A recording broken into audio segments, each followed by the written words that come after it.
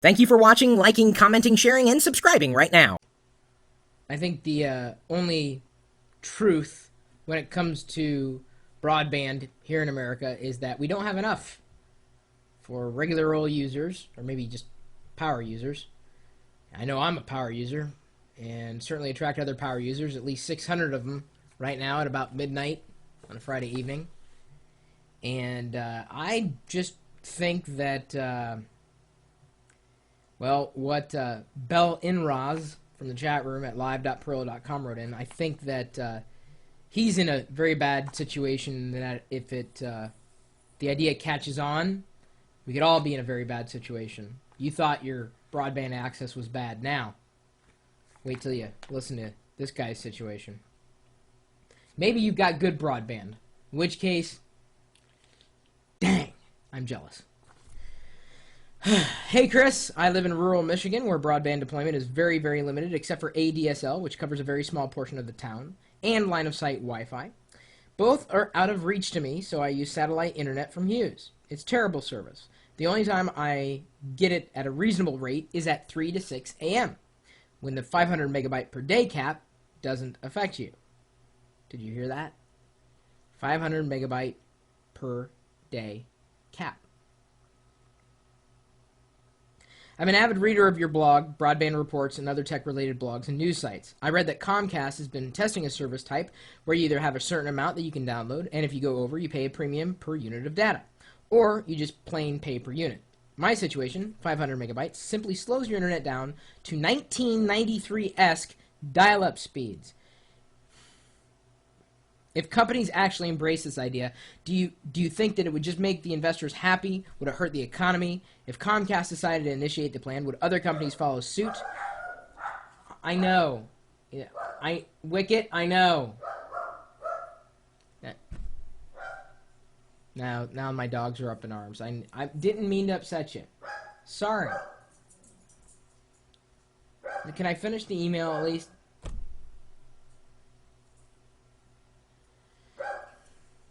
Would other companies follow suit? How about my situation? Would the decisions by these companies make broadband deployment slow or go faster? What's your take? Well, I mean, all seriousness, that's, I think, potentially very damaging in more ways than one. For those of us who make their livelihood on the internet, who use it for more than just email, having limited access in any capacity would be damaging. Think about that. That's not even that's half a gigabyte. Half a gigabyte per day. Could you imagine the things that you could not do? Think about the things that you did today, and if you had a cap like that. So you don't think that Comcast could do that to you? Bet you also didn't think that they would, traffic shape. Bet you also didn't think that they'd pay people to sit in the audience during hearings.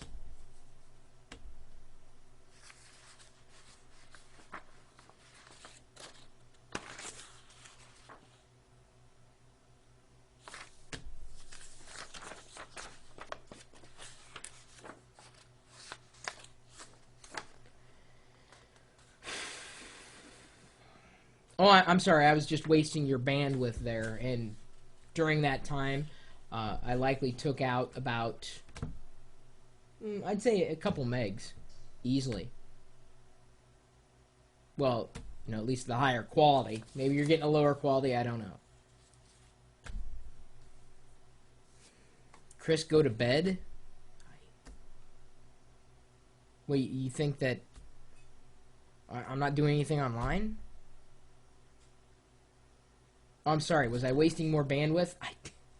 I don't know where my mind is. I just, do you understand what that could do? I wouldn't put it past any large ISP to do something like that. And it's that scary. I have a feeling, though, if it did happen, we would likely see, our knights in shining armor come writing in and saying, well, we'll give you the broadband. Companies like Google or Microsoft or any other major big company with a major presence on the internet. It would kill them. It would just stop them dead. And, you know, I'd hesitate to say it, but right now I am on a cable modem connection because it does have faster speeds. I can get better speeds than I can with DSL.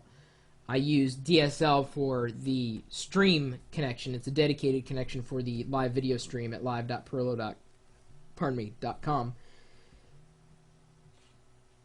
I would move to DSL full time though. I'd go wherever I can get it unlimited. I've done that for data plans on wireless mobile phones. Wireless mobile phones. Yeah, maybe I do need to go to bed. I know people who decided where they were going to move based on the ISPs that were available in those areas. It's probably a smart decision on their part. Me, I move right into the middle of a place where Comcast is my only option. I know. I'm not too bright. But it's a nice house. Just has really bad internet connectivity, at least if you do anything online. Even checking email sometimes is a bit of a challenge since I have an exchange connection. I'm constantly putting data on the web and, you know, of course, sending and receiving, yada, yada, yada. 500 megabytes a day. Gosh. I know I do that at least an hour. But, you know, again, my whole life is on the internet. I don't know. What do you guys think? If something like this happened, would you be for it? I think for someone like my parents, or, you know, people like my parents, it's a great idea. They don't use it all that much. But for those of us who do, capping us would just be the wrong thing to do. I mean, how many times have you been overcharged for minutes on your phone? Like your you know, mobile device? There, I said it right that time. How many times have you been overcharged for something without realizing that you went over? I mean, if you go to the wrong website just once, here goes your bandwidth. Anyway, I've already wasted, you know, a good 3 to 4 minutes of your life with this video. So let me know what you think. Good idea, bad idea, any alternatives? What's the best ISP out there? What's the worst one? To me, the best is the one that I don't have, and the worst is the one that I'm always with. It's always the case. The grass is always greener on the other side, no matter who that is. Although I know a lot of people are saying that Verizon Fios is the best, I can't get it in my area because, unfortunately, this is not a free enterprise, and I can't get faster than what's given to me. I don't have that choice. I'm capped. I'd pay for more. I'd pay twice as much to go twice as fast. That's the way it's going to be for the rest of my life. I mean, it means that much to me. One of the reasons why you never see me standing up is because I have to pay Comcast my right leg. I haven't had to give up my arms, thank goodness. But, you know, I got their full, you know, traffic shaping package.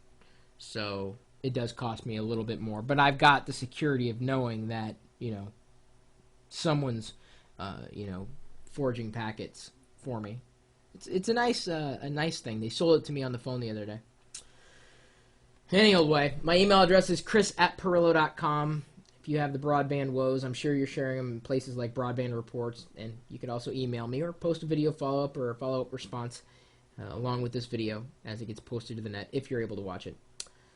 And of course, you're also welcome to swing by the chat room so long as your bandwidth isn't capped in any capacity.